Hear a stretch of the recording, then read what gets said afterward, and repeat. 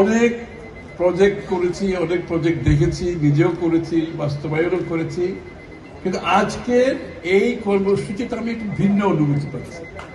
এই অনুভূতি আমি কোনোদিন পাইনি। বহু কাজ করেছি, কিন্তু আজকের মতো যে অনুভূতি, যেটা আমাকে মানসিকভাবে আমার রাজনৈতিক জীবনে আমার যে কর্মকাণ্ড তার মধ্যে এটি একটি মাইলস্টোন হিসেবে আমার জীবনে থাকবে। আপনারা জানেন যে আমাদের বাংলাদেশের মহিলারা, যে পরিবার প্রধান যারা আছে, তারা কিন্তু সকাল থেকে ঘুম থেকে উঠে ঘুমানো পর্যন্ত পরিবারের সব দায়িত্ব পালন করে।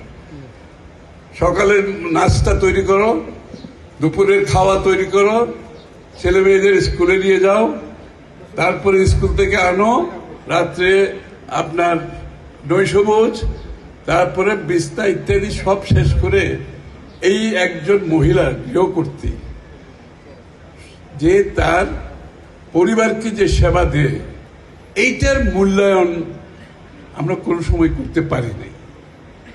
আজকে ফ্যামিলি কার্ডের মাধ্যমে জনাব তারেক রহমান সাহেব যে পিছিয়ে পড়া মানুষগুলো আছে বাংলাদেশের, তাদেরকে মূল্যায়নের জন্য প্রথমে বেছে নিয়েছেন যে আমাদের পরিবারের যিনি নারী প্রধান, তাকে যদি ক্ষমতায়ন করা না যায়, তার যদি সক্ষমতা বাড়ানো না যায়, তার যদি আত্মবিশ্বাস বাড়ানো না যায়, তার যদি সামাজিক সম্মান বাড়ানো না যায়, তাহলে আগামীর বাংলাদেশ করতে পারবো না আমরা।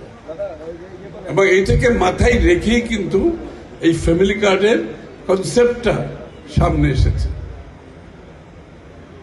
যখন এই কনসেপ্টটা আসছে, এটা কিন্তু ছোটখাটো কোনো প্রকল্প না।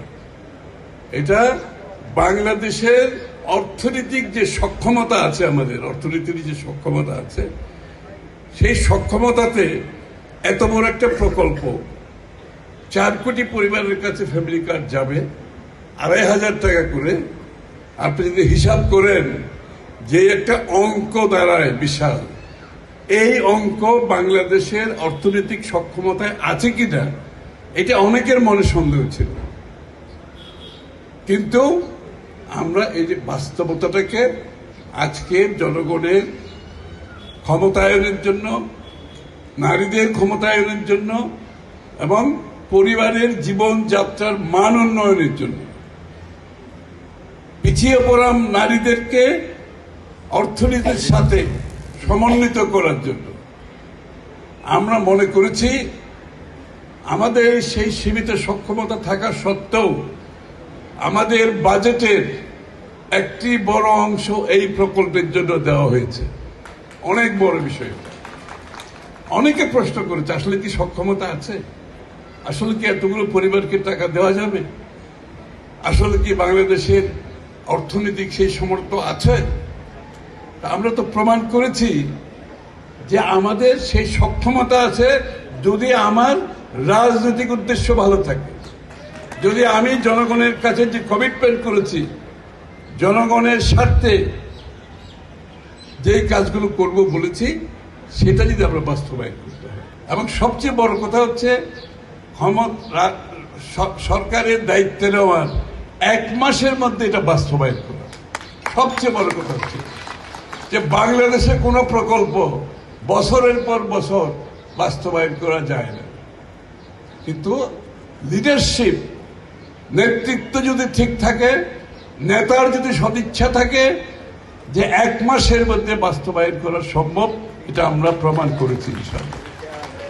এবং এর জন্য আমাদের ডিসি সাহেব সহ সরকারি কর্মকর্তারা যারা এই কাজটি করেছে, এত কম সময়ের মধ্যে দিন রাত খেটে, আমি তাদের কাছে কৃতজ্ঞতা প্রকাশ করছি, তাদেরকে অভিনন্দন জানাই।